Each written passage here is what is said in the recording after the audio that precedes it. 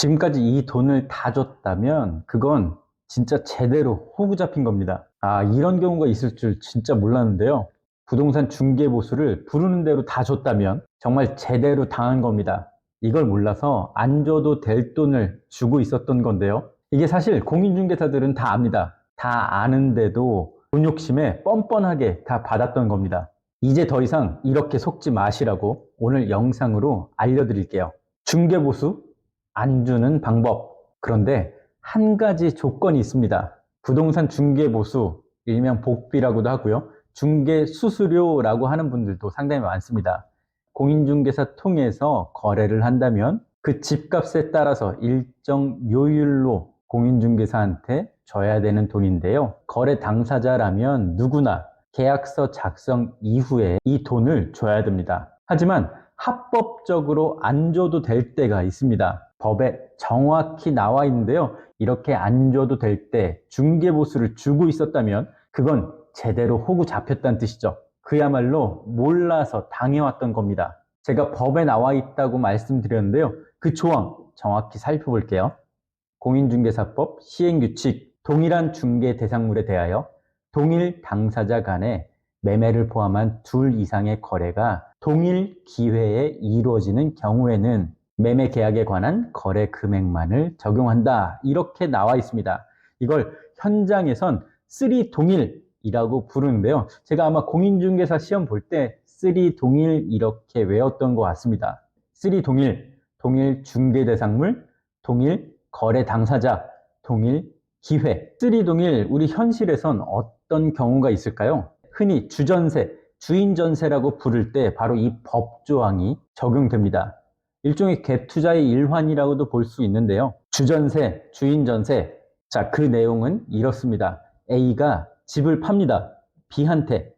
그리고선 A가 그 집에서 계속 삽니다. 전세로. 즉 매도인인 A가 전세, 임차인이 되는 거죠. 그래서 주전세, 주인전세라고 통용됩니다.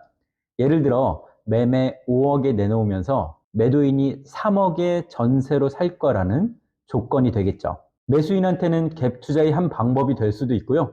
집값이 급변할 때 주로 나타나는 거래 방법입니다. 자, 이 경우에 계약은 두 번 되는 건데요. 매매 한 번, 그리고 전세 한 번.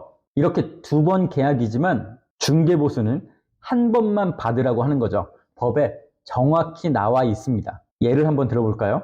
매매 5억, 전세 3억. 원래대로라면 중개보수는 각각 200만 원, 90만 원입니다. 하지만 이걸 다 받는 게 아니라 쓰리 동일에 해당되면 200만 원, 즉 매매에 대한 중개보수 200만 원만 받게 돼 있다는 거죠. 이걸 모른다면 우리가 당할 수도 있겠죠. 사실 대부분 거의 모든 공인중개사분들은 당연히 이 쓰리 동의를 알고 있기 때문에 법에 위반되는 행위는 하지 않습니다. 하지만 극히 일부 정말 양아치 같은 사람이 있다면 그 얘기는 달라지겠죠. 자, 혹시나 주인전세, 주전세 거래를 할 때 이렇게 290만 원 전부를 달라고 하는 사람이 있으면 이렇게 얘기하십시오. 아, 중개사 양반, 나 쓰리 동일 알아요. 또는 이런 경우도 있을 것 같습니다. 공인중개사가 당연히 매매에 대한 중개보수만 받으면서 정말 선심 쓰듯이 전세는 안 받겠다고 하는 경우, 법에 나와 있는 당연한 규정대로 하는 건데요. 이럴 땐 속으로만 이렇게 생각하시면 될 것 같습니다. 에이그 이 양반아, 나도 쓰리 동일 다 한다. 괜히 선심 쓰는 척 하지 마라. 이렇게 쓰리 동일에 해당된다면 매매에 대한 중개보수만 받아야 된다는 점 잊지 마시고요. 또 중개보수를 안 줘도 되는 경우가 있습니다. 공인중개사가 큰 잘못을 했을 때 우리 법조항 어떻게 나와 있는지 한번 살펴보시죠. 개업 공인중개사의 고의 또는 과실로 인해 거래 행위가 무효, 취소 또는 해제된 경우에는 그러하지 아니하다. 중개사가 정말 큰 잘못을 해서 이 거래 자체가 파기된다면 그럴 땐 중개보수를 당연히 안 줘도 된다는 뜻입니다. 자, 중개보수 얘기 나온 김에 하나만 더 볼까요? 전월세 계약 기간 중간에 나가게 될 때 보통은 나가는 사람이 다음번 계약에 중개보수까지 내게 됩니다.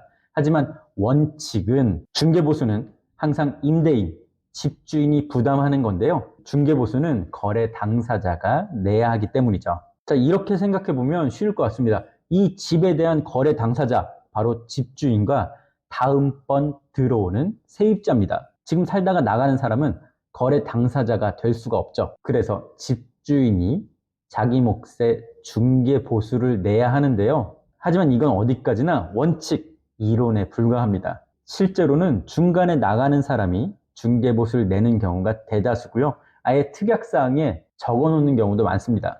특약에 적지 않았을 때도 먼저 나가는 세입자가 내는 경우가 상당히 많은데요. 사실 거의 대부분이죠. 다음 사람을 구하고 그 중개 보수를 내는 조건으로 집주인이 중도 퇴거를 합의하기 때문입니다. 중간에 나가는데도 나는 중개 보수 내기 싫어, 이런 세입자가 있다면 집주인은 아마 이렇게 대응할 것 같습니다. 중개 보수 내기 싫으면 계약 끝날 때까지 더 살아라. 계약 중간에는 보증금을 못 돌려주니까 알아서 하시오. 이렇게 말이죠. 결국 협상 카드로 중개보수를 내는 조건을 수락할 수밖에 없는 겁니다. 중개보수를 안 줘도 되는 때, 쓰리 동일, 제가 말씀드렸습니다. 한번 따라해 볼까요?